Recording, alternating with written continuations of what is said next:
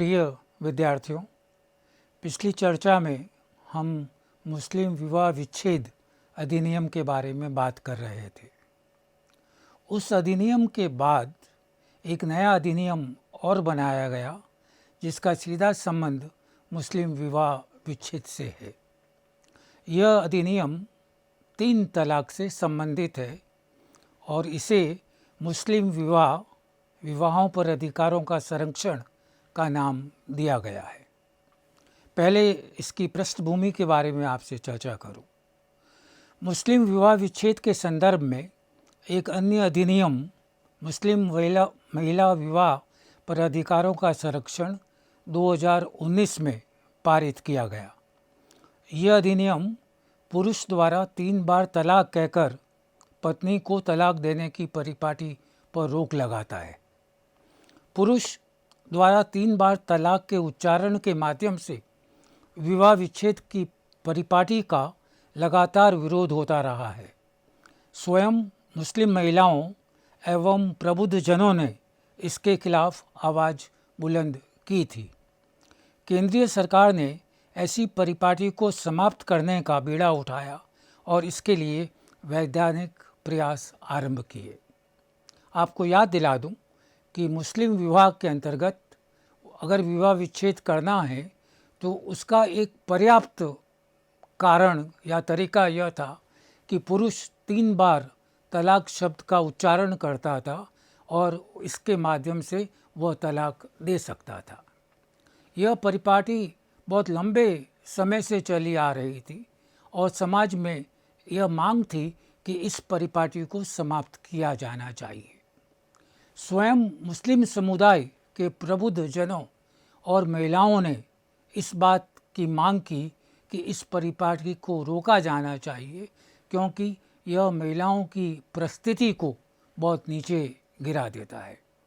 इसी पृष्ठभूमि में सरकार ने इस बात का बीड़ा उठाया कि एक ऐसा कानून बना जाए जो इस परिपाटी पर रोक लगाता हो और इस पृष्ठभूमि के परिणाम स्वरूप एक नवीन अधिनियम पारित किया गया। उच्चतम न्यायालय ने 2017 में 3 तलाक की व्यवस्था को गैर कानूनी घोषित किया था। वैधानिक रूप से इस परिपाटी को रोकने के लिए लोकसभा में बिल पेश किया गया और इसे पारित भी किया गया, किंतु राज्यसभा में यह बिल पारित नहीं हो सका। परिणामतः सरकार ने अध्यादेश के माध्यम से इस पर रोक लगाई। जनवरी 2019 में अध्यादेश की अवधि पूरी होने को थी, किंतु इसके पहले ही दिसंबर में सरकार ने एक बार पुनः लोकसभा में बिल को पेश किया, किंतु राज्यसभा में इसे पेश नहीं होने दिया गया। अंततः 21 जून 2019 को बिल वापस लोकसभा में प्रस्तुत किया गया। लोकसभा ने 25 जुलाई को बिल पारित किया तथा इस बार राज्यसभा ने भी 30 जुलाई 2019 को बिल को स्वीकृति दे दी। दोनों सदनों से पारित बिल को राष्ट्रपति के पास भेजा गया, जिन्होंने 31 जुलाई 2019 को इसमें सहमति दी और यह अधिनियम बन गया। यह स्वीकार किया गया कि अधिनियम 19 सितंबर 2018 से लागू माना जाएगा। देखिए, एक तरफ यह मांग थी कि इस परिपाटी को ख़त्म किया जाए जो कि 3 बार के उच्चारण से तलाक देने का अधिकार देती थी, किंतु जब सरकार ने बीड़ा उठाया तो इसके मार्ग में कई बाधाएं आई। आप सभी लोग जानते होंगे, अध्यादेश या कोई भी अधिनियम जब बनता है तो उसका एक तरीका होता है कि उसके प्रारूप को लोकसभा में प्रस्तुत किया जाता है, वहाँ से स्वीकार करने के बाद इसे राज्यसभा को भेजा जाता है। जब दोनों सदन स्वीकृति दे देते हैं तो इसको राष्ट्रपति के पास भेजा जाता है और वे जब हस्ताक्षर करते हैं तो वह कानून का रूप ले लेता है। जब 3 तलाक के विरोध में को समाप्त करने के लिए कानून बनाने का प्रयास किया गया तो लोकसभा ने बिल पास किया, किंतु राज्यसभा ने उसको अस्वीकार कर दिया गया। पुनः इस बात का प्रयास किया गया, पुनः राज्यसभा की स्वीकृति नहीं मिली। ऐसी स्थिति में सरकार ने एक अध्यादेश जारी किया और अध्यादेश जारी करके इस पर रोक लगाने का प्रयास किया। इस अध्यादेश की समाप्ति के पूर्व एक बार फिर इस बिल को लोकसभा में पारित किया गया और इस बार राज्यसभा ने भी उसको पारित किया और दोनों के पारित करने के बाद राष्ट्रपति ने इस पर अपने हस्ताक्षर किए और यह अधिनियम का रूप ले सका। यह अधिनियम 19 सितंबर 2018 से लागू किया गया। इस अधिनियम के मुख्य प्रावधान इस प्रकार है। मौखिक, लिखित या किसी अन्य माध्यम से यदि पति अपनी पत्नी को 3 बार तलाक शब्द कहकर तलाक देता है तो ऐसा करना कानूनी श्रेणी में अपराध होगा। 3 तलाक देने पर पत्नी स्वयं और उसके रिश्तेदार इस पर केस दर्ज करवा सकेंगे। 3 तलाक से देने पर पति को 3 साल की कैद और जुर्माना भी या दोनों हो सकते हैं। पुलिस बिना वारंट के तलाक देने वाले आरोपी को गिरफ्तार कर सकती है। आरोपी को मजिस्ट्रेट कोर्ट से ही जमानत मिलेगी। मजिस्ट्रेट बिना महिला को सुने जमानत नहीं देगा। 3 तलाक देने पर पति को पत्नी और बच्चों के भरण पोषण का खर्च देना होगा। छोटे बच्चों की रखवाली व निगरानी मां के पास रहेगी। इस अधिनियम के तहत दंडनीय अपराध संज्ञेय होगा। अधिनियम में समझौते करने का विकल्प रखा गया है, किंतु यह मजिस्ट्रेट द्वारा निर्धारित उचित शर्तों के साथ ही हो सकेगा। अधिनियम बनने के बाद यह संभावना थी कि यह परिपाटी समाप्त हो जाएगी, किंतु यदि ऐसा नहीं होता है और पति किसी भी माध्यम से 3 बार तलाक की बात कहता है तो उसके लिए दंड का प्रावधान इस अधिनियम के अंतर्गत किया गया है। 3 बार उच्चारण करे या लिखित माध्यम से करे या किसी अन्य माध्यम से वो तलाक की बात कहे और उसको तलाक वो माने तो यह अब कानूनी अपराध है।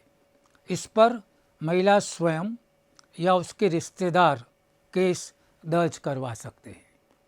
पति पर यह जिम्मेदारी होगी कि वह पत्नी और बच्चों के भरण पोषण की जिम्मेदारी ले। पुलिस ऐसे पति को गिरफ्तार कर सकती है। बिना वारंट के भी ऐसा किया जा सकता है और जमानत केवल मजिस्ट्रेट के कोर्ट से ही मिल सकती है। ये सभी प्रावधान यह दिखाते हैं कि सरकार कितनी गंभीर थी इसके प्रावधान को लागू करने के लिए। इसको हल्के में नहीं लिया गया। इस बात का गंभीरता से प्रयास किया गया और इस प्रयास के विरोध में यदि ऐसी स्थिति बनती है कि इस परिपाटी के आधार पर कोई तलाक देता है तो उसके लिए गंभीर अपराध मानकर उसको गंभीर अपराध मानकर उसके लिए दंड की व्यवस्था की गई। मुसलमानों में तलाक के संबंध में एक सामान्य धारणा प्रचलित है। यह धारणा यह है कि मुसलमानों में तलाक की आवृत्ति अधिक है क्योंकि तलाक देना बहुत आसान है। वास्तविकता यह है कि मुसलमानों में तलाक की आवृत्ति अधिक नहीं है। स्वयं मोहम्मद साहब ने इस पक्ष में थे कि तलाक के अधिकार का कम से कम प्रयोग हो। वे विवाह और परिवार के स्थायित्व के पक्षधर थे। तलाक संबंधी निर्णय पर पुनर्विचार किया जा सके तथा तलाक को नियंत्रित करने के उद्देश्य से इद्दत की अवधि पर भी जोर दिया गया है।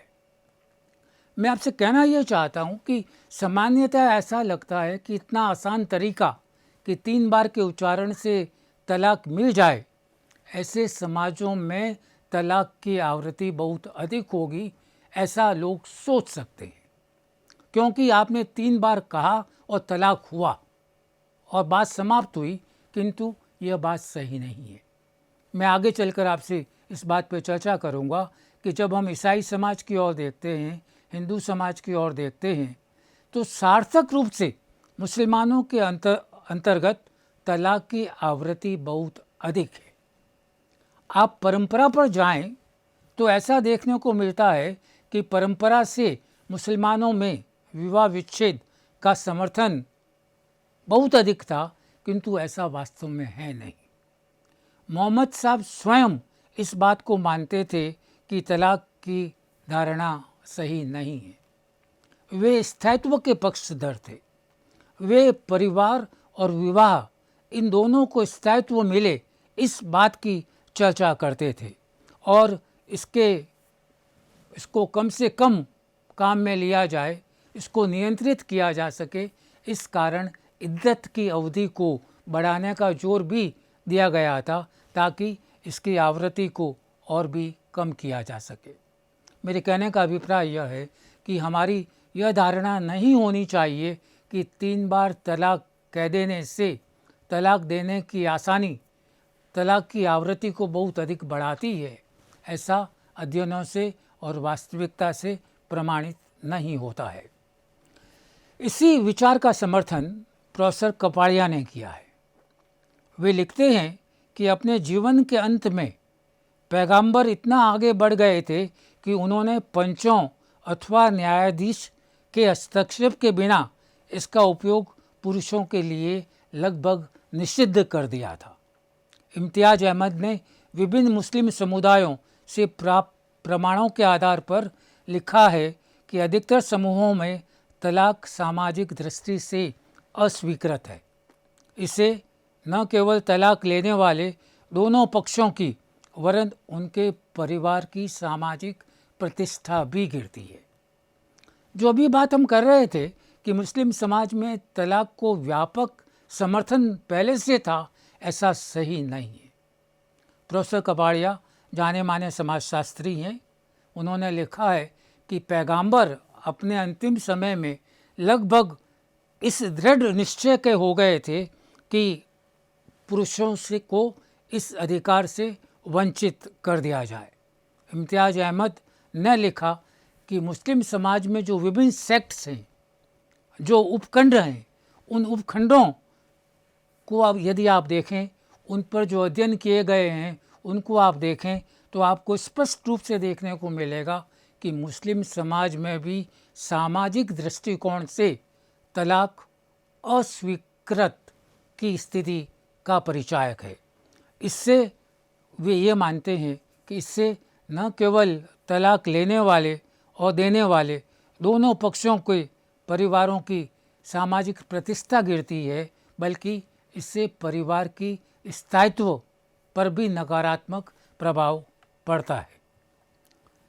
मुस्लिम विवाह का उद्देश्य क्या था, उसमें विवाह विच्छेद की प्रवृत्ति क्या थी, इसके बारे में हमने चर्चा की।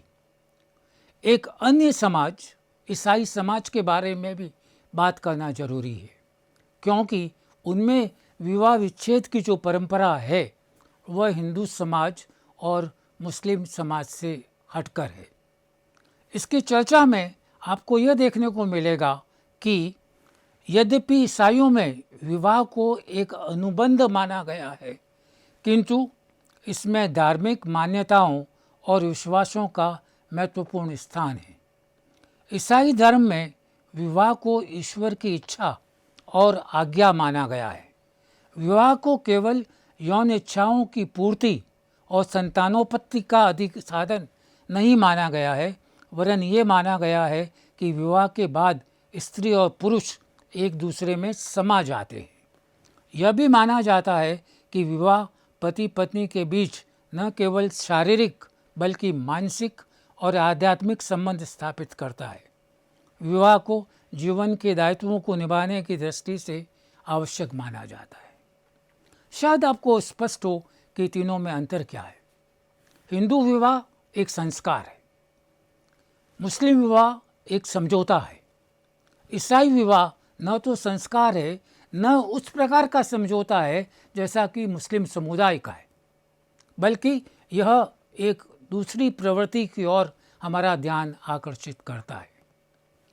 यद्यपि ईसाइयों में विवाह को एक अनुबंध माना गया है, किंतु उसमें धार्मिक मान्यताओं और विश्वासों का बहुत ही महत्वपूर्ण स्थान है। उसमें मैं आगे चलकर आपसे बात करूंगा कि ईश्वर की भूमिका को बहुत महत्वपूर्ण माना गया है। ये कहते हैं कि जीवन साथी का चुनाव या दो लोगों में विवाह होना ईश्वर की इच्छा का परिणाम है, उसकी आज्ञा है, उस कारण ये होता है। उसमें केवल यौन संबंधों की पूर्ति और संतान की उत्पत्ति यही विवाह के उद्देश्य नहीं माने गए हैं, बल्कि यह भी माना गया है कि उनके बीच मानसिक संबंधों, आध्यात्मिक संबंधों, वो और ऐसा संबंध है जिसमें दोनों एक दूसरे में समा जाएं। देखिए आदर्श कितना ऊंचा है कि अनुबंध होने के बावजूद केवल यौन इच्छाओं की पूर्ति और संतान की उत्पत्ति तक विवाह को सीमित नहीं रखा गया है, वरन यह कहा गया है कि विवाह दायित्वों का निर्वाह करने के लिए या ईश्वर की आज्ञा को मानने के लिए एक साधन मात्र है। Bulletin of the Christian institute for the studies of society में यह कहा गया है कि विवाह समाज में एक पुरुष और स्त्री के बीच समझौता है जिसका उद्देश्य यौन संबंध, पारस्परिक सहयोग और परिवार की स्थापना है। इसे एक ऐसा समझौता माना गया है जो जीवन भर चलता है। ईसाई विश्वास के अनुसार विवाह के 3 प्रमुख उद्देश्य हैं: यौन संबंध, पारस्परिक सहचर्य और परिवार की स्थापना। जो चर्चा अभी हम कर रहे थे उसी बात का समर्थन यह जो कोट किया गया है यह हमारे सामने प्रस्तुत करता है। इसमें स्पष्ट रूप से कहा गया है कि यद्यपि यौन संबंध स्थापित करना विवाह का एक उद्देश्य है, किंतु इसके साथ ही पारस्परिक सहचर्य और परिवार की स्थापना भी इसके महत्वपूर्ण उद्देश्य हैं।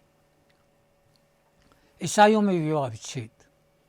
ईसाइयों में विवाह का जो अनुबंध है, विवाह की जो धारणा है, उसके बावजूद ईसाइयों में विवाह विच्छेद की परंपरा हमको पहले से दृष्टिगत होती है। ईसाई धर्म विवाह विच्छेद की स्वीकृति नहीं देता है। इनमें किसी भी चर्च में विवाह विच्छेद की घोषणा नहीं की जा सकती है। रोमन कैथोलिक संप्रदाय विवाह विच्छेद के पूर्णतया विरोध में था, जबकि प्रोटेस्टेंट संप्रदाय कुछ विशेष परिस्थितियों में विवाह विच्छेद की अनुमति देता है। चर्च में न तो विवाह विच्छेद किया जा सकता है और न ही विवाह विच्छेद करने वाले स्त्री या पुरुष का पुनः विवाह किया जा सकता है। इसका अभिप्राय यह नहीं है कि ईसाइयों में विवाह विच्छेद नहीं हो सकता है। शायद आपकी धारणा ये हो कि ईसाई समुदाय में एक दूसरी प्रकार की संस्कृति है और उस संस्कृति में विवाह विच्छेद की अवधारणा बहुत आसान होगी या इसका समर्थन होगा। वास्तविकता यह नहीं है। ईसाई समाज विवाह विच्छेद का समर्थन नहीं करता है। कैथोलिक्स, आपको याद होगा, पता होगा कि 2 संप्रदाय इसमें महत्वपूर्ण हैं, कैथोलिक्स और प्रोटेस्टेंट।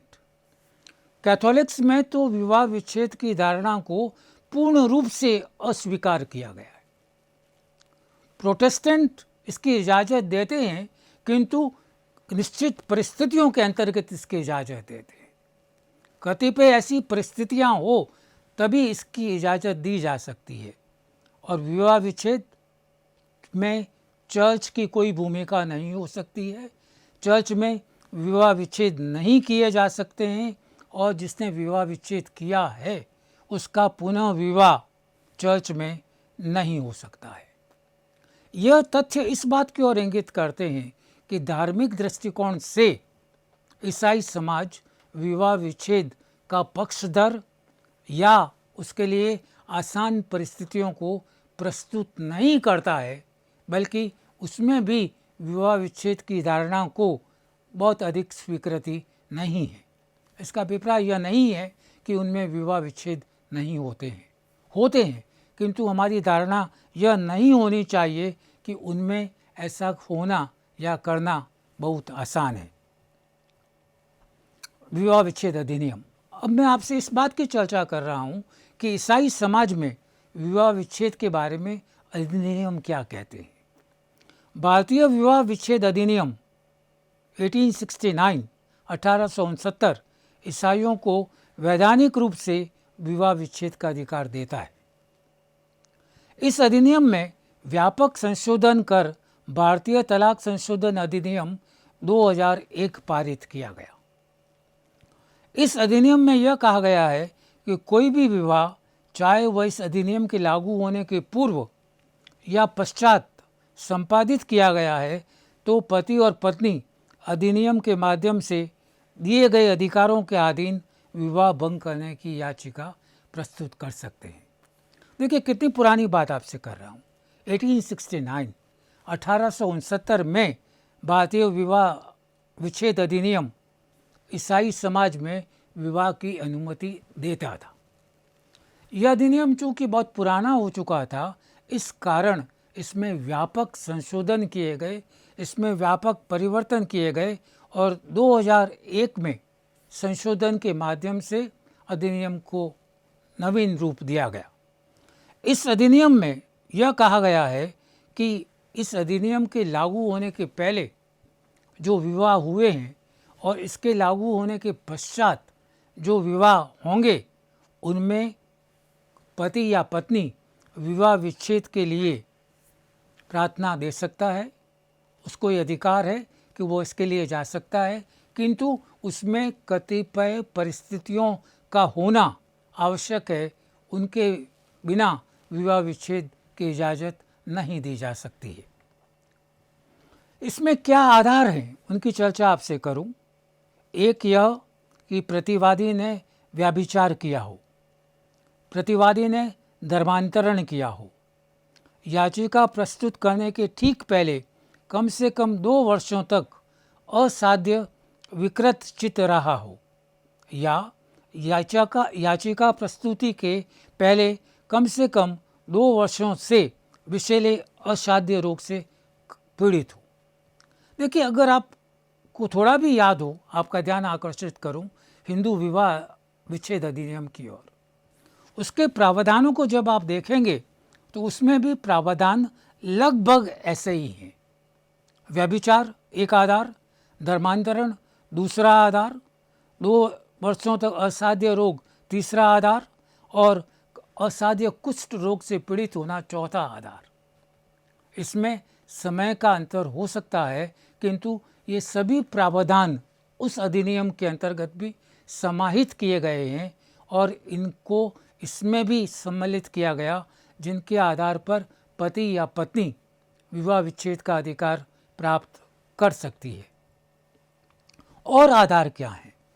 प्रतिवादी याचिका प्रस्तुति के ठीक पहले कम से कम 2 वर्षों तक संक्रामक यौन रोग से पीड़ित रहा हो, या प्रतिवादी को 7 वर्षों या अधिक समय से अपने जीवन साथी के बारे में कोई जानकारी नहीं है, या दाम्पत्य अधिकारों के प्रत्यास्थापन के आदेश के बाद 2 साल या इससे अधिक की आवृत्ति में दाम्पत्य अधिकारों का प्रत्यास्थापन नहीं किया हो गया। परिवादी ने याचिका प्रस्तुति के समय से ठीक पहले कम से कम 2 साल के समय के लिए वैवाहिक जीवन का परित्याग कर दिया हो, जीवन साथी का परित्याग कर दिया हो। प्रतिवादी ने याचिकाकर्ता के साथ ऐसी क्रूरता की जिसके मन में यह आशंका पैदा हो सकती है कि प्रतिवादी के साथ रहना हानिकर है। फिर आपको याद दिलाऊं, लगभग ये प्रावधान उन अधिनियमों में भी है। आपने यह कहा कि 2 वर्षों तक संक्रामक रोग से पीड़ित हो, एक अन्य आधार हो सकता है। 7 वर्षों तक जीवन साथी के बारे में कोई अता पता नहीं हो, दाम्पत्य अधिकार कंजुगल राइट्स से वंचित किया गया हो और कंजुगल राइट के रेस्टिट्यूशन के आदेश के बावजूद भी अगर उसको ये अधिकार नहीं दिया गया है तो इसके आधार पर भी तलाक दिया जा सकता है। 2 वर्षों से जीवन साथी को छोड़ दिया हो या उसके मन में ये आशंका पैदा हो कि जीवन साथी के साथ रहने से उसके जीवन को खतरा है।